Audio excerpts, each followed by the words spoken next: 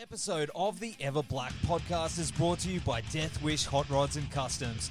Check out their Instagram for all their new t-shirts, caps, beanies, cups, and the all-new Atomic Death lineup.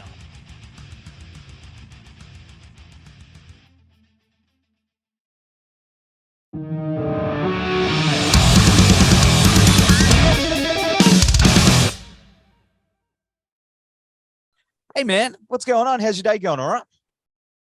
It's good. About almost 2 hours into press on a day off of day 40, the day before our album comes out. I'm doing is I'm exhausted. Yeah, I could imagine, dude. Well, it's out here now, today, like right now, which is pretty damn exciting. Yeah. Yeah, fuck yeah, indeed. It's a real good album, dude. And Thank you. I know that, you know, even though it drops today, I did see that you guys had CDs, was it, I believe, on the tour? CDs and vinyl, yeah. Vinyl. See, that's something Yeah. that usually people have to like wait for at the moment. It's we waited purposely because I was like, I don't want it to be like our record's out. You can get your vinyl in 4 months, and then people don't give a fuck, you know? Like, so I wanted to make sure I said, like, we gave them the record in January. And I said, how long until you can get vinyl? They're like, oh, it'll be done in June. I'm like, okay. So then September, because then like, let's give some time for disasters to happen. And then this way we could have it. And then worked out that we got on tour at the same time. And then I was like, can we bring the vinyl on tour with us? And they were like, what's going to leak? And I was like, listen, I understand that someone may be able to take a vinyl and put the music on the computer. But if someone has that much time, then whatever. But like, let's just do something cool. Yeah. Where we could sell it a month early to only people that have a fucking turntable. You know what I mean? So like, because who like torrents records these days? You know what I mean? It's 2022. Just wait for it to stream. You know, so that's right. So haven't seen it leaked, but I also haven't really checked. But I just want to do something. All this record has just been about doing something special for people. You know? Absolutely, man. It's a really, really good fucking album. But to my understanding, you guys went to hell and back to make this thing, and you sure as fucking hear it, dude. You can hear it throughout how intense the album is, how dark it is. What was the biggest challenge for you guys when going into it? I mean, we've written everything else in a room, you know, together. And then to the point where our drummer who lives in Scotland and myself who lives in America couldn't be in the room with each other for 2 years. So, you know, we resorted to writing the record on Twitch. And like literally like he would do a drum stream and like record some drums for me. And then the next stream I'd open up what he did and I'd be hearing it for the first time. And then I'd be jamming with it and write riffs. And then I get to see what people are saying and stuff. So like, man, like Guillotine, we wrote Guillotine on stream. Neighborhood Watch, we wrote on stream. Like a lot of it we did. You know, we didn't put all of it on there because we still wanted to be like a surprise, but also like wanted to show people like the writing process. You know what I mean? Because like we write our own songs. A lot of bands don't write their own songs. We write our own songs. We play live with no track. Like we're like as authentic as you could get, you know. We all write the lyrics together. Like everything is, you know, what you see is what you get. It's very like organic, you know.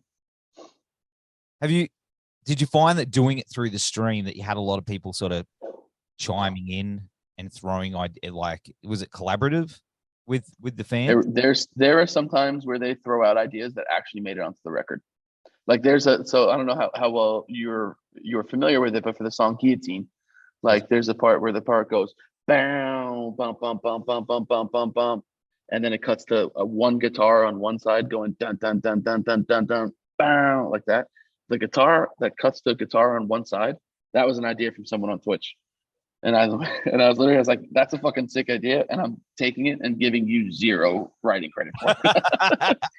We used to joke about it, like there'd be like a command in the chat, like it was exclamation point credit, and then like this thing would pop up and say like, oh, did you give a riff to Stray or an idea to Stray? Well, thank you so much, but you will get no credit, and the band will get all the glory. Like we were just joking around, but we were also dead serious. You know what I mean? You have to be. Yeah. Imagine the list. Yeah. Oh yeah. It's an interesting way of working, man. That's for sure. But in regards to, you know, the lyrical themes and the album title, which is dark as fuck as well. How does that play into the record as a whole and what you guys have been through? You know, I mean, 2 years of just a lot of fucking, you know, death and sadness and fucking uncertainty. And then like, you know, you got all these fucking like people, I mean, in our country that are just fucking crazy, like, you know, Marjorie Taylor Greene and Lauren Boebert and Alex Jones and like all these people like coming out of nowhere, and they're just like scum of the earth fucking people, right? So it's like, it was just like you're either mad or you're depressed for fucking 2 years straight. You know what I mean? So it's like this record is like all the mad that you felt, you know, and that's why like every song basically references killing someone, just because it's just like all these fucking people like, you know, deserve to die in a lot of ways. You know, you have fucking politicians like the infrastructure of their state is like falling apart, and like people are freezing to death in their homes, and politicians are fleeing to go to fucking Cancun so that they could escape the fucking thing and leave their people in their fucking homes to die. You know what I mean? It's like, so I'm just like, that's where that's on Guillotine. Like, yeah. That's with fucking Ted Cruz. Like, go fuck yourself. You know, like, so that's a lot of it. A lot of that was coping with just like the horribleness of the world. You know, We went through something similar with our previous prime minister, Scott Morrison. We shout him out in one of our songs. Which one? Law-abiding citizen. Like, so we're law-abiding citizens. We say like Bojo beats ScoMo tactics, and that's literally Boris Johnson, Scott Morrison. Holy like, shit! So, yeah. So like that song is like we that was like our Billy Joel "We Didn't Start the Fire," where like if you listen to that song, like the verses, he's just like naming people. So like we wanted to do that of just like, what if we made a list of all these motherfuckers who should just fucking die? And that's why, and then it's saying in the song, like, fuck them, they deserve to die and shit. Like, but there's in there where he says Bojo beats ScoMo tactics, and that's Boris Johnson, Scott Morrison. Can't believe I didn't pick that up. That's amazing.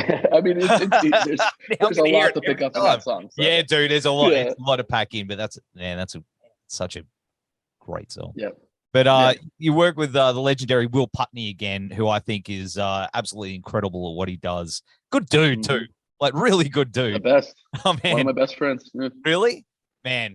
Oh, yeah. He came to my wedding. I mean, like, you know, I basically lived at his house for fucking forever. Like, I mean, he's, you know, he literally called me while I was on the phone while I'm talking to you. Like, we talk all the time. So, like, and when we're in the studio, he's like basically a fifth member. Like, we actually even split our writing credits 5 ways evenly, and he gets a piece of it too. So, like, he's you know, he's been a big part of Stray, and he will be for until I'm done, you know, until he's done. Oh man, he's a really cool guy. He's a really, really nice guy. I like him. Hey, you're right. And he's an absolute legend, and he shreds. So shout out to Will. Good dude. But of course, you know, the thing I love about your records is not only, you know, the huge guitar tone, but also you manage to keep the riffage interesting. You know, each song is very different, and I don't think many people are doing sort of what you're doing. And I know that you've spoken about your influences before, of course. You know, you got Tom Morello, and, you know, there's other guys in there. Like, I don't know if you'd say Wes Borland, but I think he's an interesting guitarist. He's amazing. Yeah, I'd say he's up there. I don't think consciously, but like, I love Wes Borland. I think he's a genius. Man, like, you know, who's influencing you these days? Who are you drawing from? I think newer or more modern, like Josh Travis of Amur, Tony Danza, Type Day Extravaganza is one of my favorite guitar players ever. Isaac Hale from Knock Loose. I mean, that kid's like fucking 23 or whatever. Guys, that dude is gonna make some of the best like metal music in forever. You know what I mean? Like, he's got his best like his best material is ahead of him, you know. So I would say, but you know, like Tom Morello, Kurt Ballou, Wes Borland, like all that stuff is like, you know, some Stephen Carpenter too, you know, all that stuff, you know, all kind of makes me a little way. Justin Beck from Glassjaw too. Oh man, how good's Glassjaw? Oh yeah, the best. Fuck man, that album, that Everything You Ever Want to Know About Silence got me through some real tough shit. You and me both, my friend. It's a savage album, man. But yeah, of course, you know, you're doing a bunch of touring already for the record. Are you? Yep. Can we expect a sneaky little visit? Definitely, we're working on it for next year. There's an Australian band that is super hot right now. They're setting tour up. I'm begging them to take us. That's all I'll say. Who's that? Alpha Wolf. Fuck it. Oh yeah, man. I love that band. We're just, Fuck yeah. I want to take. They're setting somehow. I'm like, you better take Stray, bro. Like, let's go. Like, I will pass the torch all day long to a band like that. Like, they're fucking on fire, and like, I want to tour with younger bands. I want to tour with the youth, like the bands that are coming up. You know, that's what I want to do. Have you played shows with those boys before over your way? Nope. Never met them. Don't know them. I just know the band. Think they're sick, and I want to tour them. That's it. I used to do a lot of shows with the drummer, Mitch. Oh, nice. Hey, like, so I heard they're great people. Yeah, man. Yeah, really cool dudes. That would be so sick. Somebody out there, metal lords of the universe, make that happen, because that would be fucking rad. But yeah. Or is it like this? But dude, thank you so much for hanging out on the show. I know it's a bit of a quick one today, but I really hope that you and the boys have an absolute kick-ass rest of your year. We'll have all the links to Euthanasia down here.